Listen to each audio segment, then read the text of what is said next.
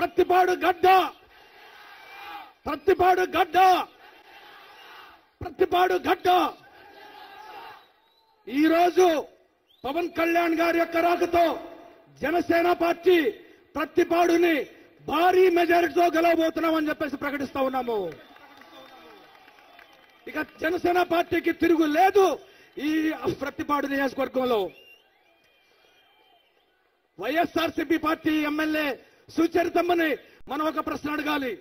అమ్మా సుచరితమ్మ, నువ్వు 5 ఏళ్లు ఎమ్మెల్యేగా చేశావు, ఒక్క పని చేస్తే చెప్పు, మేమందరం మీకు ఓట్లేస్తామని చెప్పండి. ఒక్క పని చాలు, ఒక్క పని చేస్తే చాలు, మీకు మేమందరం ఓట్లేస్తామమ్మా.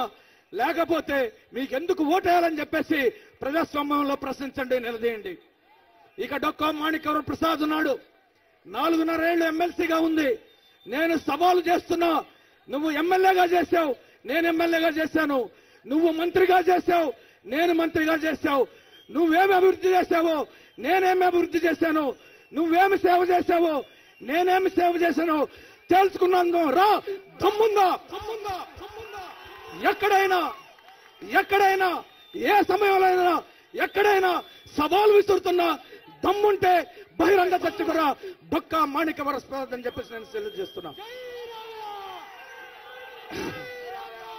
నేను ఎమ్మెల్యేగా ఏ విధంగా పనిచేశానో మీ అందరికీ తెలుసు, మంత్రిగా ఎలా శ్రమ పడ్డానో మీ అందరికీ తెలుసు. కష్టపడి పనిచేశా, కష్టపడి శ్రమించా, అనేక సంక్షేమ పథకాలు ప్రవేశపెట్టా. ఈ నియోజకవర్గానికి 2,500 కోట్ల రూపాయలని నిధులను తీసుకొచ్చా. డొక్కా మాణిక్యవర ప్రసాద్, 5 సంవత్సరాలు చేశావు నువ్వు మంత్రిగా, ఎమ్మెల్యేగా. ఒక్క పని చేసావా చెప్పు, నేను సవాలు విసురుతా ఉన్నా ఈ జన యొక్క ప్రతిపాడు స్టేజ్ మీద నుంచి. ఇందాక ఏటుకూరులో మన పవన్ కళ్యాణ్ గారు ఒక ప్రకటన చేశాడు, మళ్ళీ ముఖ్యమంత్రి అయి పత్తిపాడు నియోజకవర్గానికి వస్తా, ఏటుకూరుకు వస్తా, అప్పుడు దాకా నేను రాను అని చెప్పేసి పవన్ కళ్యాణ్ గారు ఒక ప్రకటన చేశాడు. ఇంకా 2 నెలలు మిత్రమా, 2 నెలల్లో మన పవన్ కళ్యాణ్ గారు ముఖ్యమంత్రి అవుతున్నాడు. ఏటుకూరు మీదుగా ప్రత్తిపాడుకు వచ్చి ఇక్కడే మనందరం ఘన సన్మానం చేసుకోబోతున్నాం. ఇంకా 15 రోజులుంది. ఎవరూ నిద్రపోవద్దు, ఎవరూ నిద్రపోవద్దు, ఎవరూ కునుకు తీయవద్దు. అప్రమత్తంగా ఉండండి, జాగ్రత్తగా ఉండండి. ఓటు దొంగలు వస్తా ఉన్నారు, జాగ్రత్త. డబ్బు సంచులతో వస్తున్నారు ఓటు దొంగలు, సారా ప్యాకెట్లతో వస్తున్నారు ఓటు దొంగలు, అబద్ధాలు చెబుతూ వస్తున్నారు ఓటు దొంగలు, మోసం చేస్తానికి వస్తున్నారు ఓటు దొంగలు. ఓటు దొంగలారా ఖబర్దార్ అని చెప్పేసి నిలదీయండి.